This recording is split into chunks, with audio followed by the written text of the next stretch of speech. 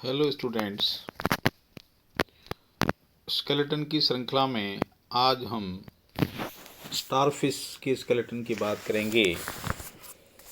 तो संघ एकाइनोडर्मेटा की जंतुओं की त्वचा जो होती है वो छोटे छोटे कांटों के समान रचना द्वारा निर्मित होती है। छोटे छोटे शूल की स्टाइल में, कांटों की स्टाइल में, स्पाइन की स्टाइल में ये संरचना इसकी होती है जो इनकी सुरक्षा करती है। और वास्तव में ये वायु कंकाल डर्मिस या मीजोडर्मिस से विकसित होता है जो बाहरी त्वचा पर विकसित होता है। अतः ये कंकाल एक तरह से अंत्य कंकाल का ही रूप है जो वायु कंकाल के रूप में जाना जाता है।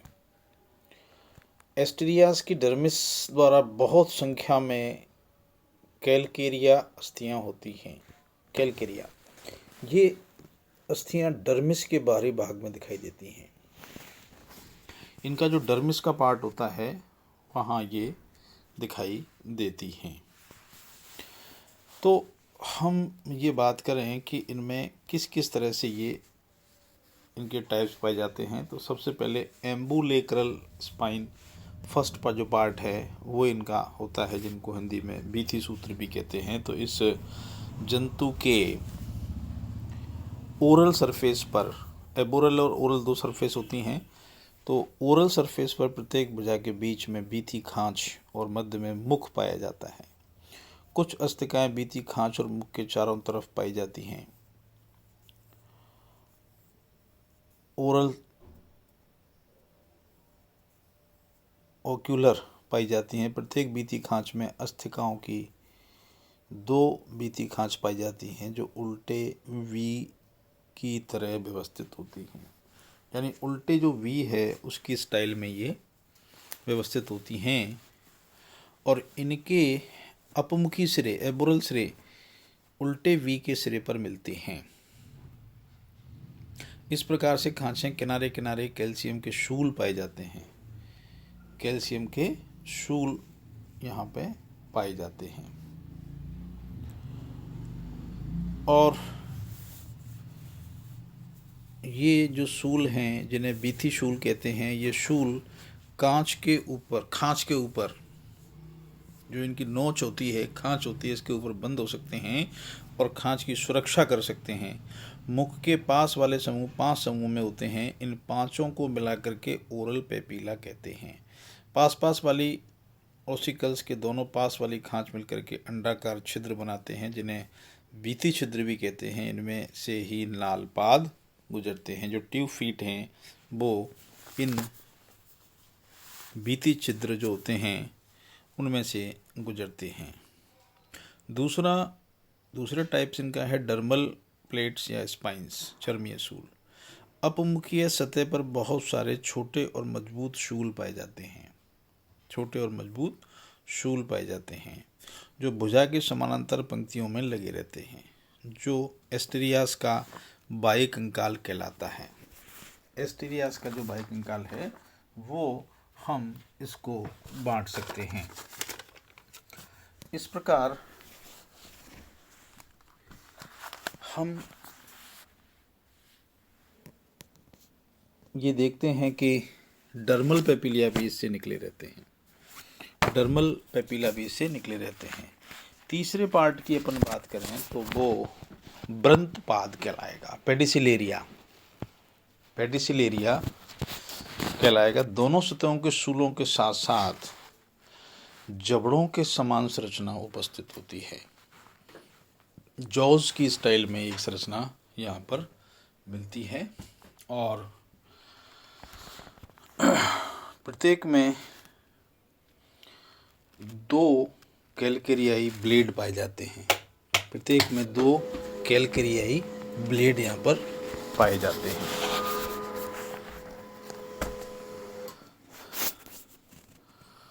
इस प्रकार जो तीसरी कैलकेरियाई प्लेट पर जुड़े रहते हैं ये चिमटे के समान होते हैं तथा एक जोड़ी अपवर्तनी यानी कि एबडक्टर और 2 जोड़ी एडक्टर पेशियों द्वारा खुलते व बंद होते हैं।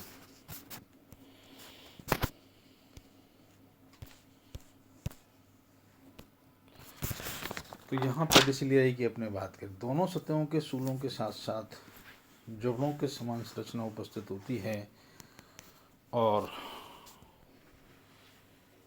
इस प्रकार इसमें दो कैलकेरियाई ब्लेड इसमें मिल सकते हैं। तो हम ये देखें कि पेशियाँ खुलते और बंद होने की जो प्रक्रिया है वो इसमें मसल्स द्वारा निर्मित होती है। दूसरा पॉइंट हम ये कहें कि बाह्य सिलीसियस कंकाल जो होता है वो रेडियोलेरिया का, उसकी चर्चा करेंगे। तो संघ प्रोटोजोआ के वर्ग सार्कोडीना में गण रेडियोलेरिया के सदस्य समूह की गहराई में जल प्लावी के रूप में पाए जाते हैं।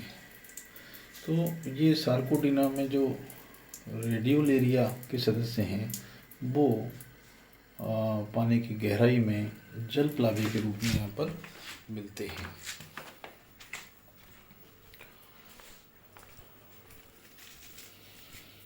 रेडियोलेरिया प्राणियों के SiO2 या SrSO4 स्ट्रोंशियम सल्फेट का बना पारदर्शी कंकाल पाया जाता है, जो कि विचित्र आकृति लिए हुए अत्यंत आकर्षक और चमकीला दिखाई देता है। तो ये एक स्पेशलाइज्ड तरीके का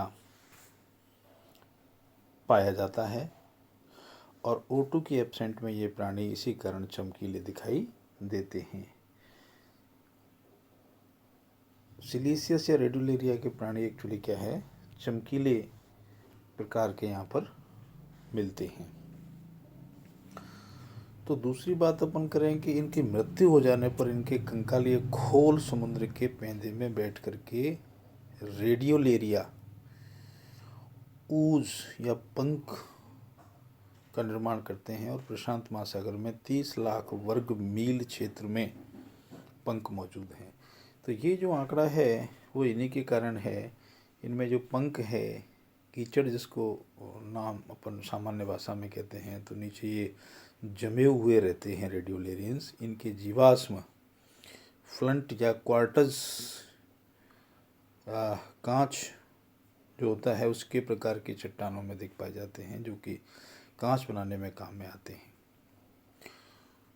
यानी कि ग्लासेस का जो बनाने का जो काम है वो इनसे भी किया जा सकता है। धातु पर पॉलिश करने और इनके पत्थर भी रेडियोलेरियंस कंकाल के बने होते हैं। तो पॉलिश करने की जो सिस्टम है, धातु पर जो पॉलिश की जाती है वो भी इनके द्वारा अपन कर सकते हैं। तो ये कई तरह से उपयोगी वाली बात इसमें पॉसिबल हो जाती है। इस प्रकार सिलीसियस कंकाल जो रेडियोलेरिया के हैं उनका कहीं ना कहीं उपयोग हम सामान्य जीवन में भी ये काम आने वाले प्राणियों के कंकाल हैं। तो इस तरह से हम देखते हैं कि यहाँ पर प्रोटोजोआ के जो प्राणी हैं उनमें भी कहीं ना कहीं इनके कंकाल का भी उपयोग अपन इनडायरेक्ट वे में कर सकते हैं। और इन्वर्टिब्रेट के जितने भी प्राणी हैं उनके कंकाल का भी उपयोग विभिन्न प्रकार के आर्थिक महत्व में काम आने वाले जो वस्तुएं हैं उनमें भी इनका उपयोग कर सकते हैं। जैसा हमने आपको अभी एग्जाम्पल में बताया कि पाइला और यूनियो की बात हमने पिछले चैप्टर में की थी, और यहाँ पर स्टारफिश जो है उसकी भी हमने चर्चा की है। तो कंकालों का जो एक ज्ञान है इन्वर्टिब्रेट में वो कहीं ना कहीं मानव जीवन में भी उपयोगी होता है और कई जगह व्यापारिक दृष्टि से भी ये बहुत ही महत्वपूर्ण होता है। इस प्रकार हमारे जीवन में इन्वर्टिब्रेट के जंतु कहीं ना कहीं बहुत ही अच्छा रोल प्ले करते हैं और उपयोगी साबित होते हैं। Thank you.